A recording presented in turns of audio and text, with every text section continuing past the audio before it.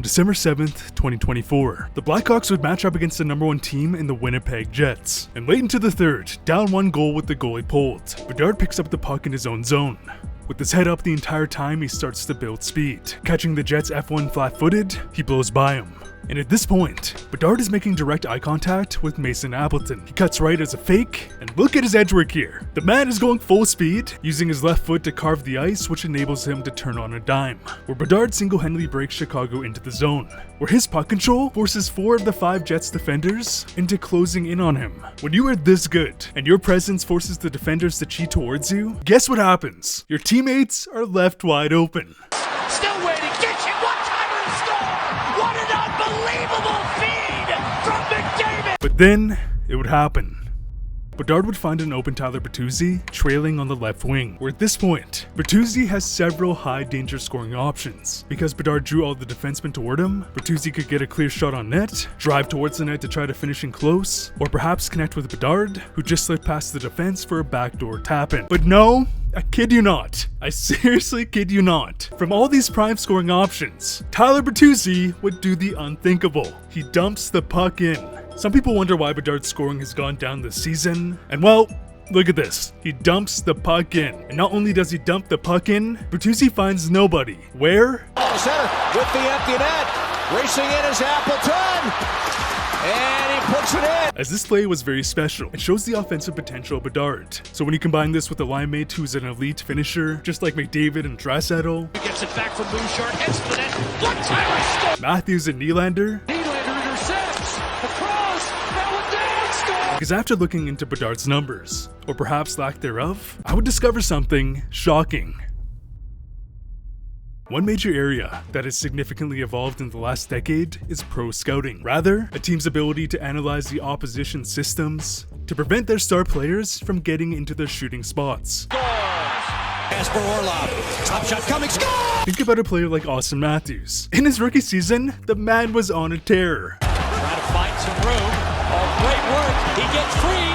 Shoots, score! Nylander has a look, center, score! Austin Matthews, Here's Levo moving up. Gets it in front. Score! And from that, here's his heat map to where he scored goals on the power play. The darker the circle, the more goals were scored from that area. And as we can see, Austin Matthews was consistently able to get into the slot area to score his goals from a wrister, one-timer, or driving to the net. It was truly his bread and butter as a rookie. But as more games went on, where teams devised strategies to counter Matthews' goal scoring, he went from lighting it up in the slot to being pushed to the far left circle. Because on the right, we have his sophomore year scoring totals. And not only was he forced to change his game and shooting locations, no, he was highlighted by the other team to the extent that he was also pushed back on average nearly 10 feet farther away from the net when he scored, as Matthews went from scoring his goals 18.2 feet away from the net in his rookie season to 27.6 feet away as a sophomore. And as a result, Matthews' goal production dropped below expectations. Don't get me wrong, the guy was still scoring, but when your team creates entire systems to prevent you from getting to your spot, it then forces players into having to adapt and change their play style. Think about the optics here. In Matthews' sophomore season, he was constantly forced to changing his shooting locations. Now compare his sophomore season with the 23-24 season, the season where he scored 69 goals. You will get a great perspective on why and how Matthews has evolved into one of the greatest goal scorers in NHL history, because last season, the man scored from everywhere. In close, Set it up, here's Nylander, got it towards the net, scores! in the left and right circle, Marner back to Matthews, fire, scores! Austin Matthews rips it. There's his 7th of the year, and it's 4-0. because when you're a rookie, teams do not have a game plan. They don't have hours of footage, they're more so adapting on the fly, which is why we sometimes see rookies explode in production to start a season, only for them to taper off. Why, you ask? Through extensive video analysis, leading to the opposition creating defensive strategy, teams will start to figure them out. As you would think that in their rookie season, after a year of experience, that these players would get better? Today's video is brought to you by HelloFresh. HelloFresh is a high-quality meal kit service that makes it easier than ever to hit your nutrition goals. Their delicious recipes feature produce sourced directly from Canadian farmers, picked at peak ripeness. It goes from farm to table in under a week, which means that the menus feature the season's freshest flavors. On today's menu, we have the Spanish-inspired chorizo and chickpea stew. How well can I replicate this? Watch and find out. Enjoy cost certainty with HelloFresh. No surprise price hikes like the store. Choose from weekly weekly recipes, get pre-portioned ingredients, and cook up a homemade feast in no time. It's comfort, convenience, and value all in one. From 20-minute meals to hearty winter favorites, HelloFresh makes cooking from home simple and satisfying. Okay, here's the final product. And honestly, this was my favorite dish yet. I'm not joking when I say that HelloFresh single-handedly sparked a new passion for cooking for me. And if you click the link down below, get up to 20 meals for free, plus free sides for life and free shipping on your first order at HelloFresh.ca using code RTH. Offers for new and returning subscribers who've been canceled for more than 270 days. That's 20 meals free, plus free sides for life at HelloFresh.ca using code RTH. On this graphic, we have the previous 7 forwards who won Rookie of the Year. I'm gonna reference the stats from the previous 10, but adding any more than 7 makes this visual an even bigger mess, as the y-axis represents point per game average, and the x-axis represents the average distance away from the net where these players would score their goals. So on the left side, they scored a lot of goals in close, and on the right side, they scored a lot of their goals from distance. Okay, to make this a bit more clear, let's just highlight Bedard, because in his rookie season, he had just shy of a 0.9 points per game average, where he would score his goals on average 21.5 feet from the net. However, in his sophomore season, not only has his production fallen off to 0.788, but he's been forced into shooting from distance far more often, leading to his average goal scoring spot being around 30 feet from the net, meaning he's shooting 39% farther away to score his goals. But okay, let's go back. As we can see, not only has nearly every player here seen a drop-off in production, keep in mind we're talking about the Rookie of the Year, Calder winners, where they were expected to be the next big thing in the league. They went from a 69-point pace in the rookie season to dropping to 62. But here's the thing, on average, their goal scoring location went from 20 feet all the way to 26.4 feet, as the only player who didn't have a significant drop-off, indoor increase in production, was Kaprizov. And Kaprizov just so happens to be one of the oldest rookies, so it makes sense that he was better able to adapt. In fact, players who came from pro leagues like Pedersen, Matthews, Panarin adjusted way better to countering defensive systems when compared to CHL players. And it makes sense. They've already had tons of practice against pros and ex-NHL players. But here's the thing, there is also a direct correlation to Calder winners developing strong shooting zones when they have elite teammates. Think about McDavid and Draisaitl.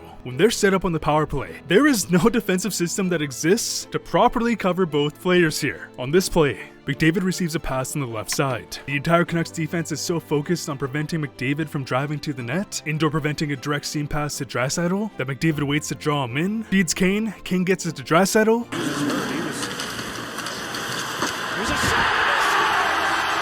and on a later power play, we would see the Oilers set up a bumper one-timer play, where basically one forward posts up beside the net, and once the half-wall forward gains possession, he does a quick pass to the bumper, and Draisaitl is set up for a one-timer in close. But the Canucks realize this and cheat towards Draisaitl to take away his shot. However, it was a deception. Connor McDavid is now left wide open.